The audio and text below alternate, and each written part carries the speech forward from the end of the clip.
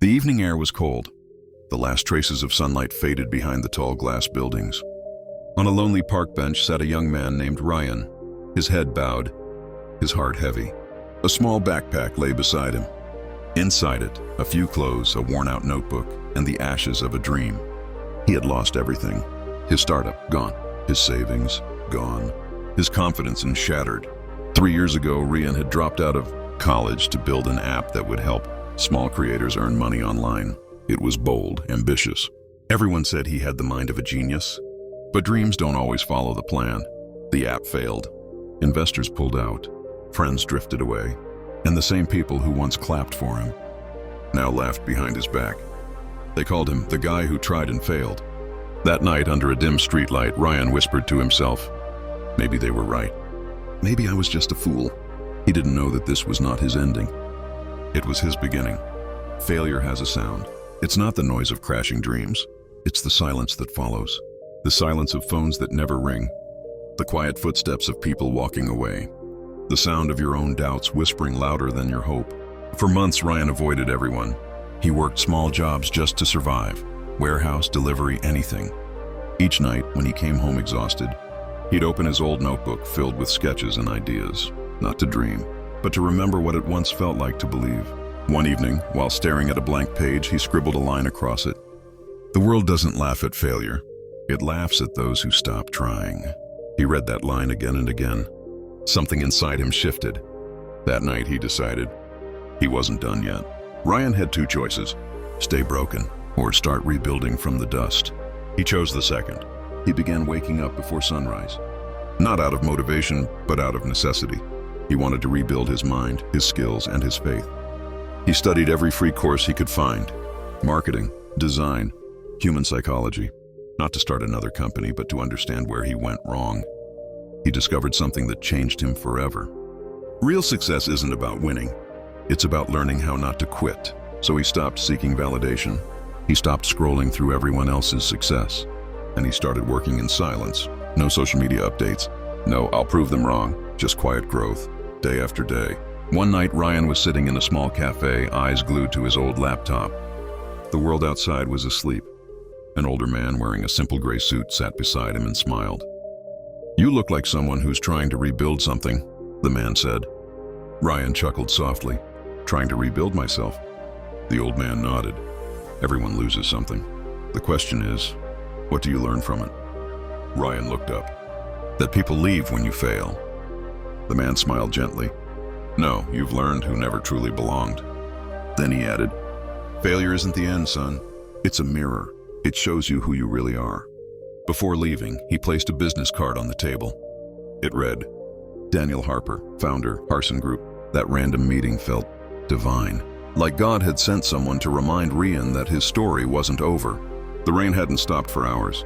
Each drop against the window sounded like a countdown, a slow reminder of how quickly things can crumble.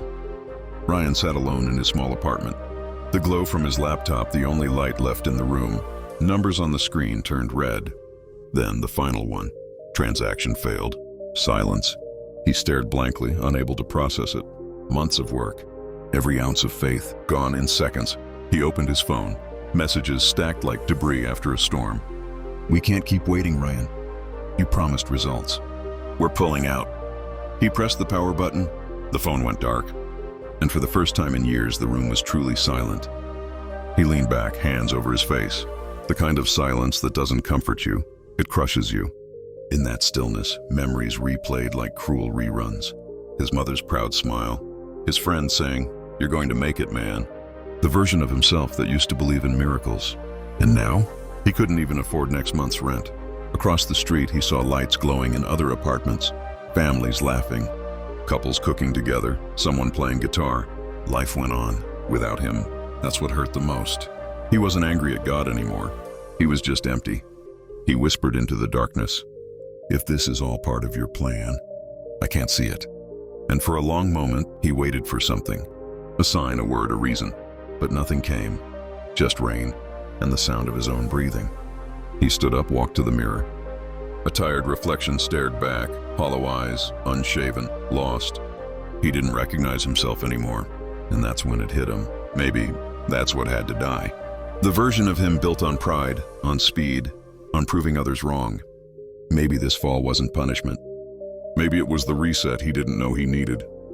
He sat back down, exhaled deeply, and whispered, "All right, if I've really lost everything, then maybe I can finally start over." Outside, lightning flashed, brief, blinding, and gone.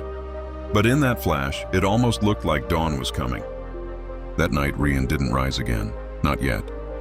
But for the first time, he stopped falling. 2 years passed quietly. Ryan saved money from his small salary. He wrote new ideas, not to impress, but to understand. He studied what made products succeed. He noticed patterns. He listened. And one day, while mentoring a young creator at work, he realized something. The same idea that had failed 3 years ago still mattered. It just needed a better foundation. He decided to try again, this time not as the desperate dreamer he once was, but as a student of patience and strategy. And so after months of research, Ryan launched CreateFlow, a platform that helped small creators earn directly from their supporters through micro-subscriptions. The same dream, new wisdom, new heart. At first, no one noticed. The numbers were slow. But Ryan had learned not to panic when things didn't happen fast. He just kept improving, one feature at a time. And then, something incredible happened. Creators began sharing CreateFlow online. It spread from one community to another. Within months, thousands joined.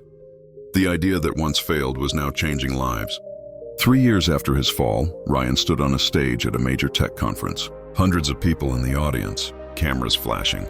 Among them were the same faces who once mocked him, the ones who had laughed when he failed. Now they were clapping.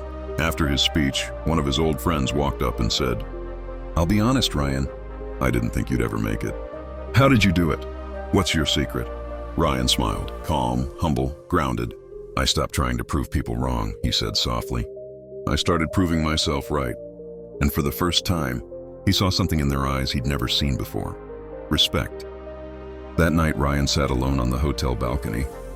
The city lights shimmered below like 1,000 tiny hopes. He thought about the laughter, the sleepless nights, the rejections. Every moment that once broke him had built him. He closed his eyes and whispered, "Thank you, God, for not giving me what I wanted. You gave me what I needed." He finally understood. The delays weren't punishments, they were protection. Every closed door was redirection. His success wasn't luck, it was divine timing. That was his secret.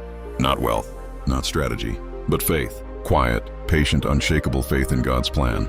A year later, CreateFlow was acquired by a global firm for millions. Reporters called Ryan the comeback mind, but he still woke up early, still read, still stayed grounded. Because he knew, success isn't the mountain, it's the climb. At a conference, a young student asked him, "Sir, what's the real secret to success?" Ryan smiled and said, "Be patient when no one believes in you.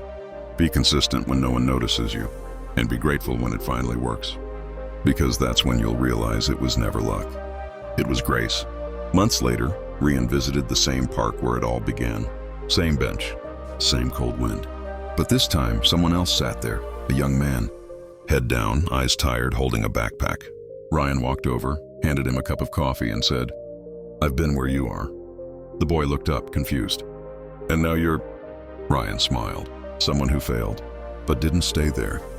He sat beside him quietly and added, "People will laugh when you fail, let them. Just don't let their laughter be louder than your belief." As Ryan stood up to leave, he placed his old notebook beside the boy. The first page still carried those faded words, "The world doesn't laugh at failure. It laughs at those who stop trying." The boy read it, looked up, but Ryan was already gone. Only the wind remained, carrying a whisper through the trees. "Rise again. Your time is coming."